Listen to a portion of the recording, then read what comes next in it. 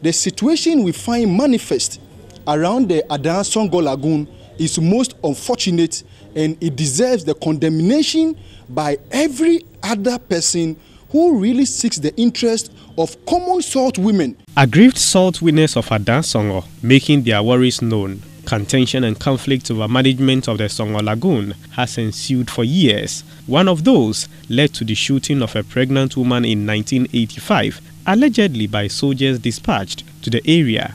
Indigenous women in the community are accusing government and Adan traditional leaders of giving the lagoon to private developers in a practice called Achiakpo, to the neglect of the women. Achiakpo is just small dams created around the Songo Lagoon, and this is owned by individuals, powerful men and women in our country. Some of them are chiefs, some of them are politicians who own these particular dams, and they draw water from the Songo Lagoon into the dams, and that is how they make salt for sale.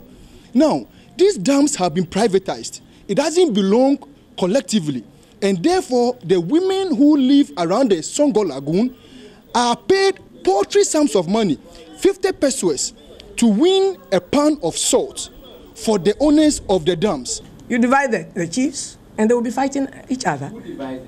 Yes, the government is part of it. The PNDC Law 287 says, I am holding this resource in trust for the Adans. Yes. And they have indicated what they would do to develop it. You are holding it in trust.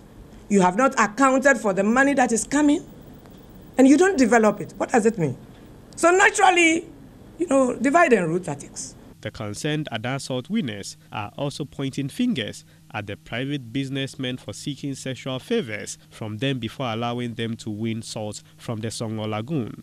Whereas in the past we were independent salt winners, many of us have become wage laborers, paid a pittance for each pound of salt, and even then, sometimes allowed to win salt only if we agree to sexual favors. They are, among other things, demanding government to proactively address their concerns. To exercise stewardship over the Songo as a communal resource and unite to eliminate Achiakpo, to uphold our rights as citizens by affording us an equal stake in discussions on a limited liability company and all current and future decisions on the Songo. Metro News shall keep you informed of any future development.